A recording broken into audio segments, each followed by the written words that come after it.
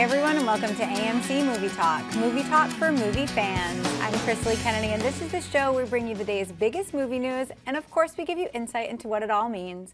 Joining me as always is AMC Movie News Senior Editor, Mr. John Campea. Greetings and salutations, everybody. Welcome to the best damn movie-related show on the internet, coming to you live from the Stream.TV studios here in Hollywood, California. We are so glad you decided to make us a part of your day. We also have joining us AMC's very own production manager, Mr. Dennis Sen. Hey guys, I read, have you read Superman Red Sun before? Yes. Just read it last night. What do you think? Awesome. Isn't it good? Yeah, really cool. All right, guys, you ready? Now that Man of Steel 2 has been delayed from its original release date of July 17th, 2015 to May 6th, 2016, it looks like Marvel has taken advantage of the situation and has moved up Ant-Man's release date from July 31st to the now vacant July 17th. John, what do you think of this move by Marvel? All I can hear in my head when I think about this is Kevin Feige looking at his calendar and saying, yoink. It's just like snapping up. It's like, oh yeah, no problem. Yeah, this is being pretty opportunistic. I think this is a better date. It's a little bit earlier in the summer. Look, I'm not going to go on into my big diatribe again about Superman, Man of Steel moving a whole year into 2016. But that being said, this is a pretty smart move, and I like how while DC is getting later and later, AntMan is getting earlier and earlier, because like it was originally supposed to, I think, come out in November 2015. Yeah. Then they moved it up to like early August, and now they've moved it into July. And pretty soon it should be opening next week. So if this trend continues, so I'm kind of looking forward to that. Anyway, what do you think, Dennis? Yeah, why not? I mean, they have so much faith they made it a summer movie. Might as well take over the spot. It's almost like rubbing salt in the wound. Yes. Marvel's like, oh, well, DC, you're gonna delay your big movie. Guess what? We'll just put our big movie right into that vacant spot. And once again, Kevin Feige going, yoink. I like that. Anyway, okay, what's next? DC's stepping behind. They're falling behind on the Marvel game.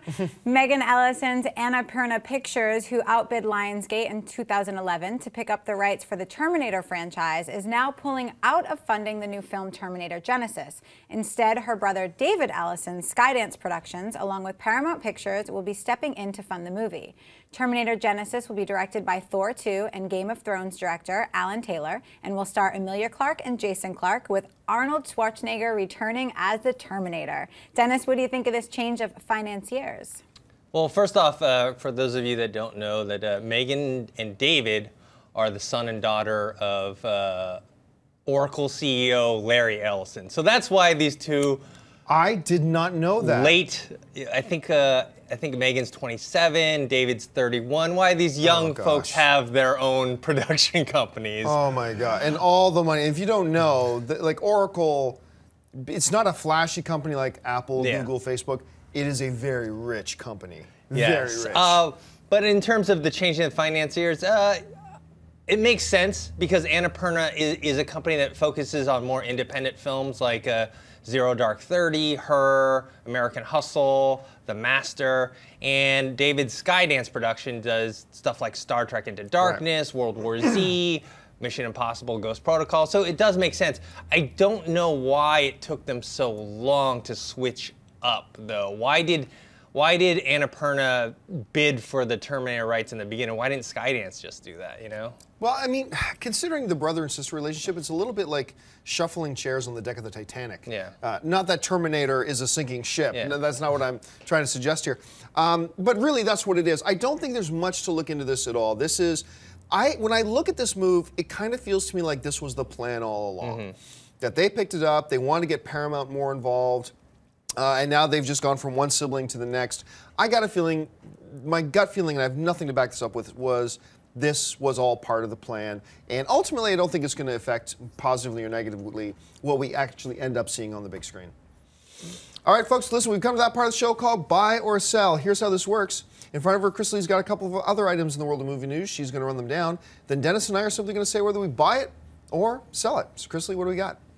Universal Pictures has released a brand new image from Seth MacFarlane's A Million Ways to Die in the West, starring Charlize Theron, Liam Neeson, Amanda Seyfried, Sarah Silverman, Giovanni Ribisi, and Neil Patrick Harris. John, buy or sell this picture? I love it. I absolutely love it because, you know, I mentioned this before on the show. There are some movies that get talked about that are coming up, and conceptually you think, yeah, I like it. But once you finally get to see a picture or you see them on set or whatever, now it goes from just the theory of this movie to the reality of this movie. And when I see this picture, it's like, yes, this is happening. And this is a great looking Neil Patrick Harris in that mustache. Yes. I would go to see this movie just for Neil Patrick Harris in that mustache. Charlize Theron looks amazing, as she always does. And, you know, this picture, though, just kind of breaks my heart a little bit because it reminds me that we had two great but very different Westerns coming up. We had A Million Ways to Die in the West, which is going to be a comedy in the Western genre, and we had The Hateful Eight.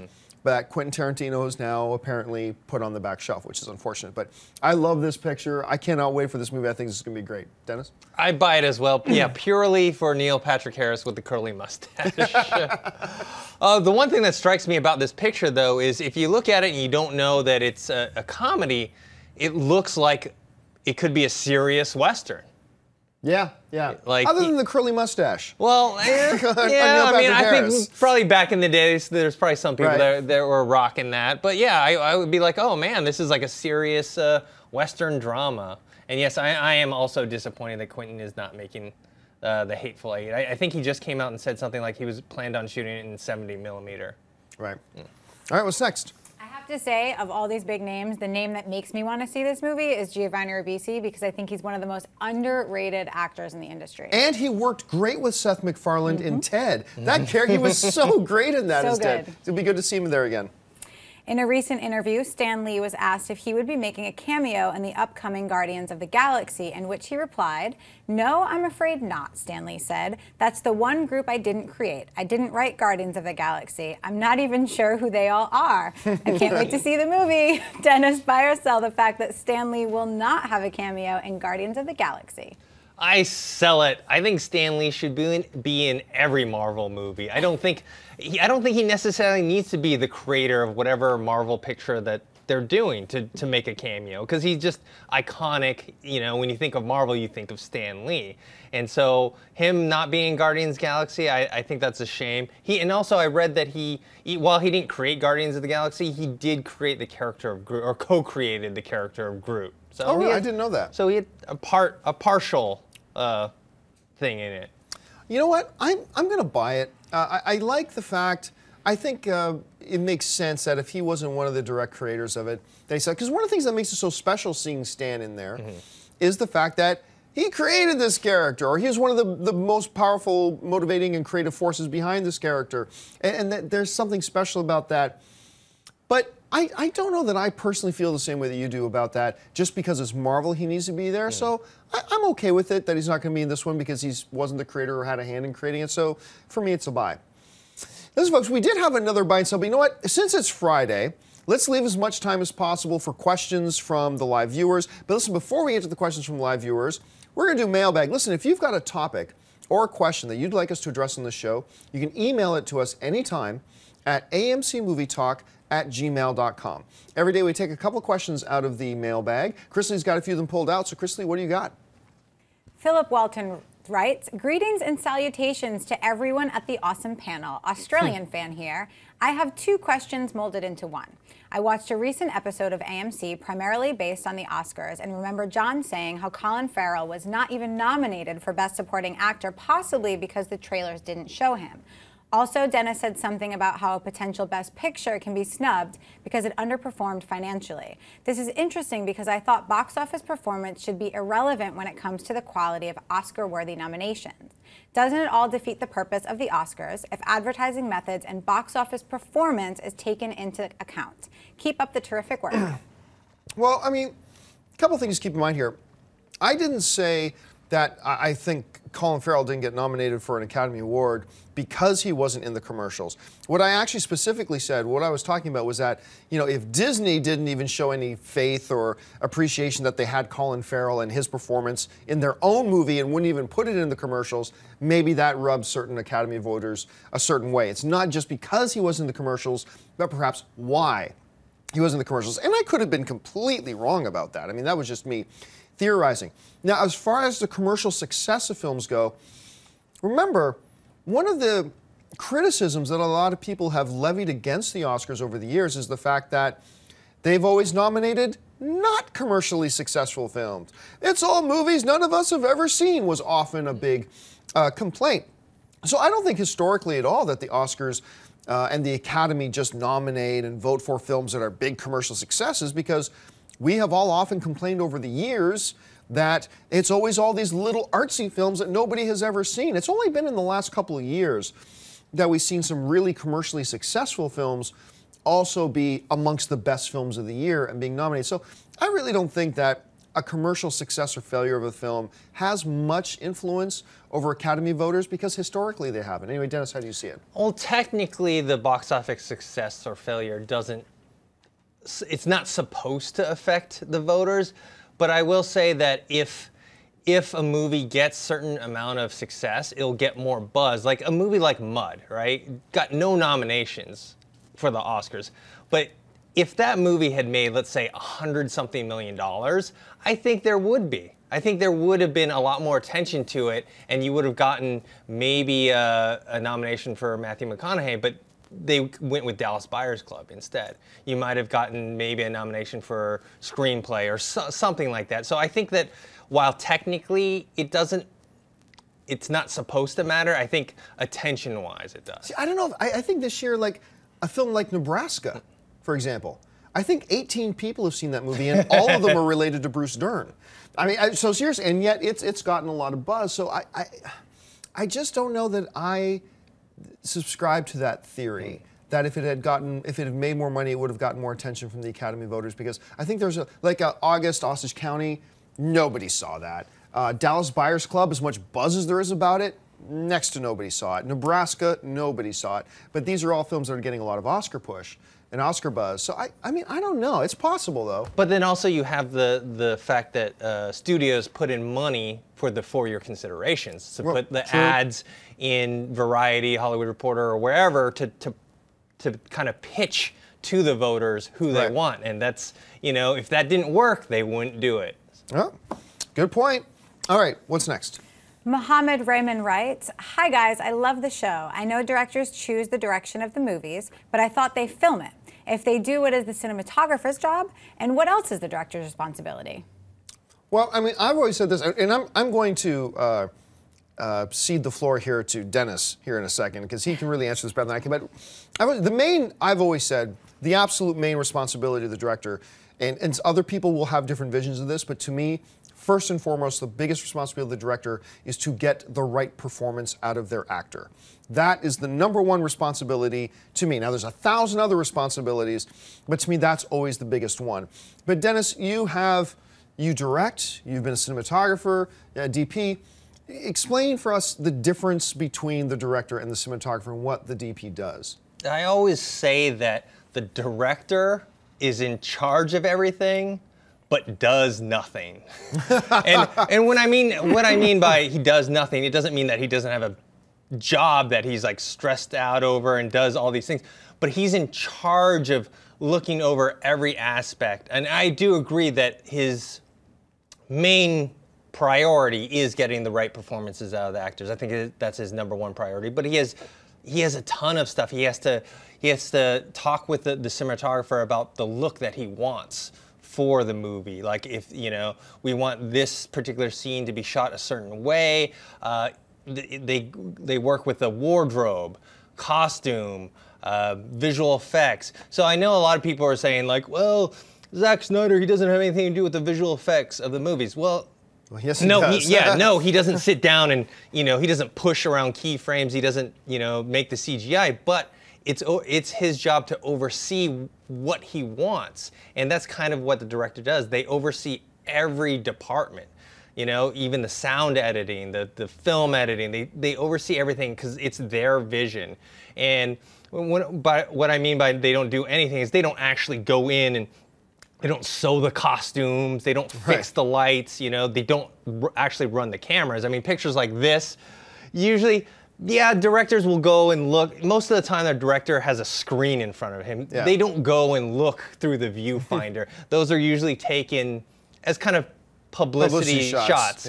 Yeah, they're mostly in front of a screen. So, yeah, they do a lot, but they don't actually, physically touch anything. So the director tells all the heads of the departments, this is what I want, and then it's the head of that department's responsibility to carry it out and make it happen.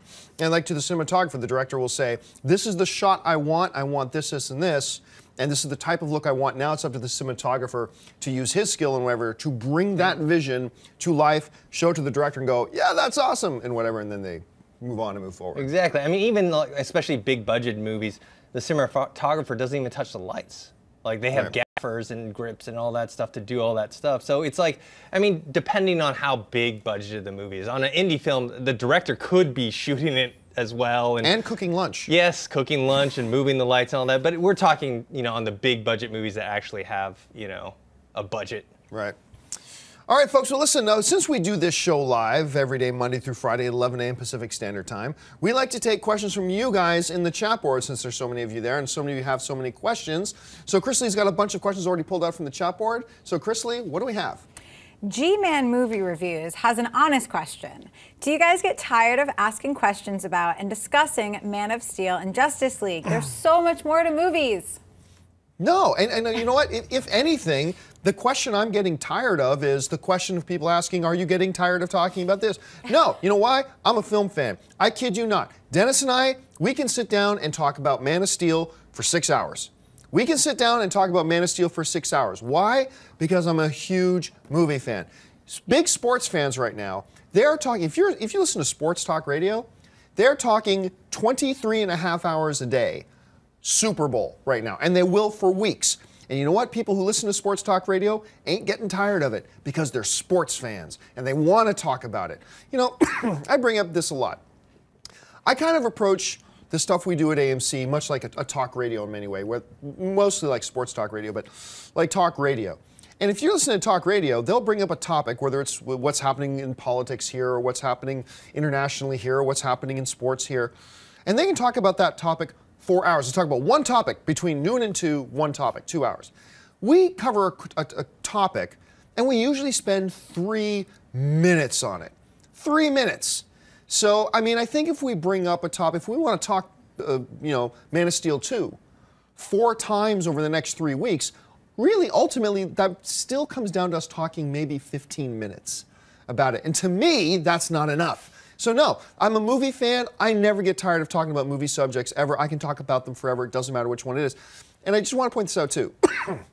Normally, if you look down like the sidebar here, getting my camera bearings here. Yeah, like a lot of people sometimes say, you guys just usually only talk about comic book movies. No, we don't. I mean, if you look down our topics in here, there's AntMan. That's it. There's our comic book topic. But it feels like we're always talking about comic book movies. We don't. We talk about everything. It's just that, most people like to ask us about Marvel films. A lot of people like to ask us about DC films. A lot of people like to ask us about Star Wars. So since that's what a lot of people want to ask, we always make sure we dedicate some time to talking about those things. And I never get bored of it, Dennis. Yeah, I think 90% of the mailbag questions we get are about comic book movies. Yeah. So there's obviously still a big interest. There's a hunger to talk about it. Yeah. So I can talk about all different kinds of movies. Probably the only movie genre, maybe horror, because I'm not into horror, right. So I just don't have a background in that. But other than that, I can talk about any type of movie. All right, what's next? Showing just how many people have comic book questions. The next question's from Evan Lambert. He wants to know, how will Iron Man 3 and Captain America the Winter Soldier play into the Avengers Age of Ultron? That's a really good question. And it's important to remember, it's not the film that immediately leads into the next Avengers film. Guardians of the Galaxy is the one that leads immediately into the next Avengers film. So, I mean, obviously there's going to be some hint. There's going to be some connection. I've heard a number of rumors going around, and they're rumors that I think could have some validity to them, so just in case they are valid, I won't say them here, just in case some people might consider them spoilers. There's going to be a connection, but you've put me in a tough spot, because if I tell you the things that I've heard that I believe will be the connection between Captain America and Avengers Age of Ultron, many people would consider it a spoiler, so I can't say it. So I'll just say that, yes, I do believe there are going to be a couple of direct ties but not as many. It's not going to be the direct lead into Avengers because that's going to be Guardians of the Galaxy. I don't know about Captain America because I haven't heard those rumors, but Right.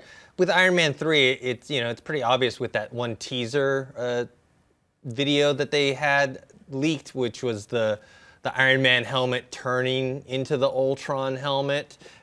I mean, that's a tie-in to, they're hinting at the whole Jarvis thing turning into possibly Ultron. Yeah. So I think that's the Iron Man 3 link. Yeah, could be.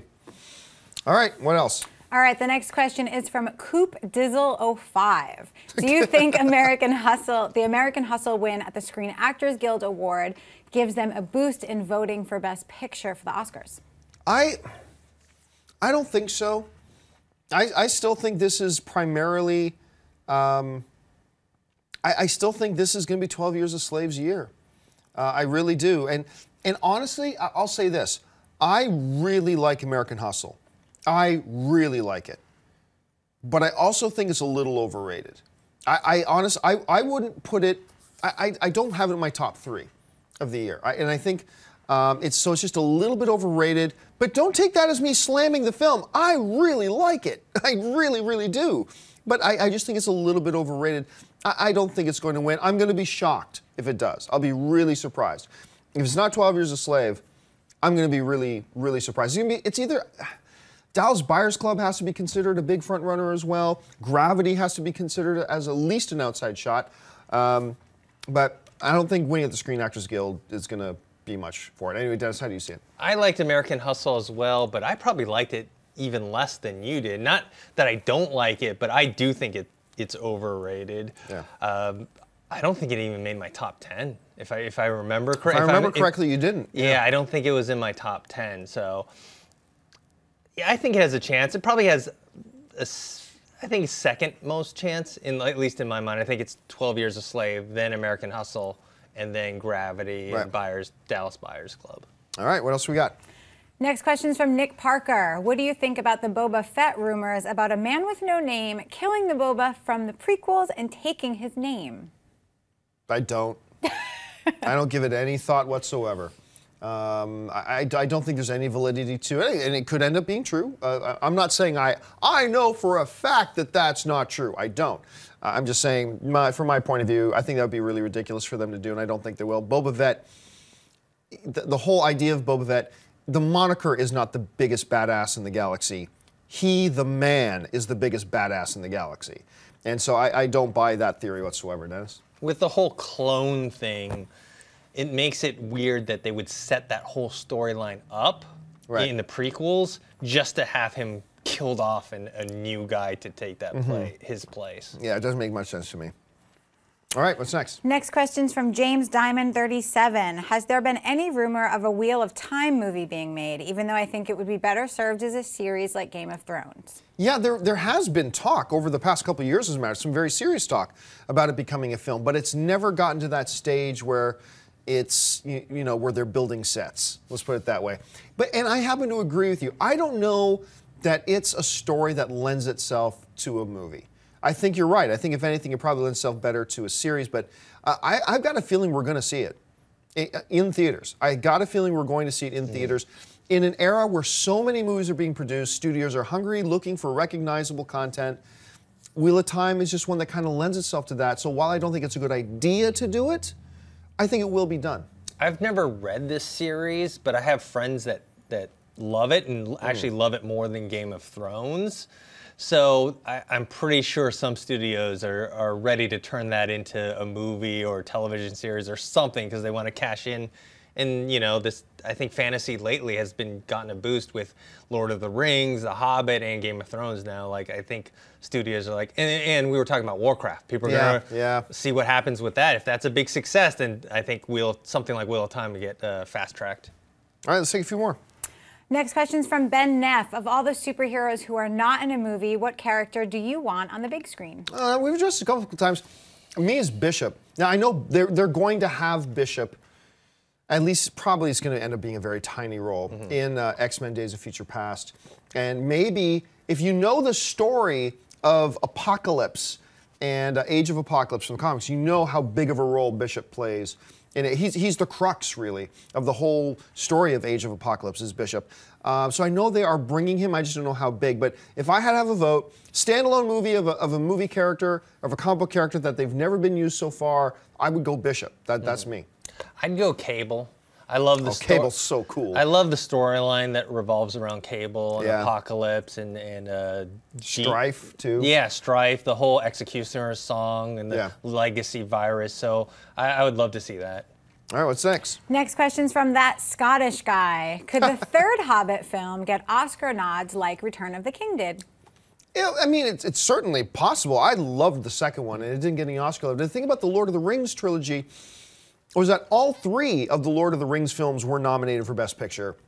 It's just that it finally won with the last one. Tying the all-time record for most wins with 11 Academy Awards. Won in every single category it was nominated for. So, I mean, it's certainly possible, but it's not the same pattern because There and Back Again or An Unexpected Journey wasn't nominated for Best Picture. Desolation of Smaug obviously wasn't nominated for Best Picture. So, could it get more attention than the next one? I think the second film was even better than the first, and if the third one's even better than the second, I believe it's a very solid possibility. I don't think it will. Not because of the quality of the film. I think maybe the voters, because of the whole Lord of the Rings trilogy and those movies had already been nominated with Return of the King already winning a bunch, I don't think The Hobbit's going to get that love. It's kind of like almost like you have Meryl Streep. She keeps getting nominated for Best Actress, but the chances of her winning every year, I think a lot of voters are like, well, she's got a bunch already. So unless it was like a standout, even for her performance. So I feel that same way about The Hobbit. Unless the third Hobbit is going to be a better movie than Return of the King. Right. I don't think they're going to nominate it. That's going to be that's a tall order to fill. All right, let's take 2 more. Terrence Fisher says, I seriously don't think Kara will be involved with Wonder Woman in any way. I'm assuming for Man of Steel 2. Kara is Kryptonian and would have the same powers as Superman on Earth, so how would that translate to training Amazon women? Well, remember, though, we'd be talking about, for those of you who don't know what we're talking about, there's a theory going around. I've brought it up, but tens of thousands of other people have brought it up too. There's a prevailing theory that from the Man of Steel prequel comic book, we see Kara crash landed on Earth thousands of years ago in that ship that Clark finds in the ice in Man of Steel. And it was her pod. Remember, there's an empty pod. That was Kara's, because Kara gets out of the pod in the comic book and just wanders off. There is a theory that she goes on to become the ancestor of the Amazonian race. That somehow, some way, through some plot device they're going to have to explain to us, that she somehow is able to have offspring and create more, versions of her, and that she becomes the ancestor matriarch of the Amazonian race. Now, you could say that, Kara had the same powers as Clark, but that doesn't mean her daughter would, or her granddaughter, or her great-granddaughter, or her great-great-granddaughter, her great-great-great-great-granddaughter. There could be an evolution of things there. Maybe some human DNA gets mixed in there, rubbing body parts. I mean, maybe that happens. So there's enough thousands of years in generational gap that you could have said, that you could totally explain that why the powers of the Amazonians today are very different and mutated, maybe a little bit weaker than what the original Amazonian, Kara, would have been. Now, I'm not saying that's what's going to happen, but that's what the theory is, and to me that makes sense. And I think it would be a cool new take on the Wonder Woman mythology if the movie, and I got a feeling Warner Brothers doesn't want to go into all the Greek gods. I mean, I don't know that they want to go there, and if they don't want to go there, but they do want to have Wonder Woman, that's a pretty decent way to explain them having their power. Anyway, Dennis, how do you see it? I like the theory. Her rubbing body parts with humans, and therefore that's how they got their powers. We don't want to see like Supergirl per se. We don't want to see her in the costume and everything. It would just. Well, Superman's not immortal. He's not going to live 3,000 years, so I don't think we're going to see Kara around. Yeah, or even back in the day, we don't really want to see her flying around in a Superman-like costume. Yeah, and for some reason, a tiny little mini skirt. Yeah, it just doesn't make any sense. So this theory, I think it could work. All right, last question of the day. All right, Marcus Lopez wants to know why we're hearing so much buzz about Doctor Strange and almost nothing on Black Panther. Well, I think it's because there's been more indication that Doctor Strange is upcoming. Look, they're going to make a Black Panther movie. It's not a question of are they going to make it, it's a question of when are they going to make it. And I think they are probably closer to doing a Doctor Strange, and thus it's getting more buzz and more talk and more speculation. Now, nothing has come out of Marvel and Disney to say that it's official Doctor Strange is coming. A lot of us have been talking as if it's oh, by the way, Doctor Strange is coming in, this is... Disney hasn't even confirmed that a Doctor Strange movie is coming. Kevin Feige's just said, yeah, you can bet we're going to make one, and that it's in the plans, but there has been no official word that Doctor Strange is coming May 16th, 2016. But it probably is, and that's why it's getting more talk.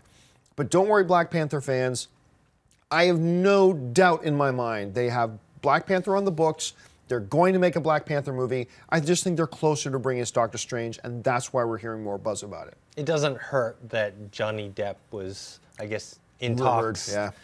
Maybe it was rumored, and I guess they said that they were trying to a long time ago. There was a conversation like the word they used was eons ago. Eons ago. So that doesn't hurt. Yeah, they're going to try and. I mean, Marvel ideally wants to make a movie for like every character. Oh yeah. They want a Hawkeye movie. They want a Black Widow movie. They want movies for every single character. They just need to figure out, well, which ones can stand alone and which ones are people willing and paying money to go see. Right. They don't want to, lose money on it. So I think we're going to see those characters and a lot more eventually. Yeah, I agree. All right, folks, well, that'll do it for us. Thank you so much for joining us today on this Friday installment of AMC Movie Talk. Listen, don't forget, there's a lot of great movies playing at AMC theaters right now. Head on over to www.amctheaters.com for your theater, showtime, and movie ticket information. Don't forget to click on the subscribe button, become a subscriber to our AMC Movie News YouTube channel, and listen, help spread the word. Become an AMC Movie Talk evangelist. Spread the word, share this video on your Twitter and Facebook, whatever, and get the word out about it. I want to thank, first of all, of course, our very own production manager, Mr. Dennis Zen. Dennis, where can people find you online? You guys can find me on Twitter at ThinkHero and on YouTube, ThinkHero Pro. Our lovely host today, the hero and a half shell over there, Miss Chrisley Kennedy. Chrisley, where can people find you online? Turtle Power. You can find me on Instagram and Twitter at Chrisley, and check out my movie blog, The Movie Chick. And you can find me just on the various social media channels at John Campia. Thank you so much for joining us again today, guys. AMC Movie Talk will be back again on Monday. We look forward to seeing you then. So my name is John Campia for AMC Movie News, and until then, bye-bye. If you like this video, be sure to give it a thumbs up, and don't forget to subscribe to AMC Movie News on YouTube.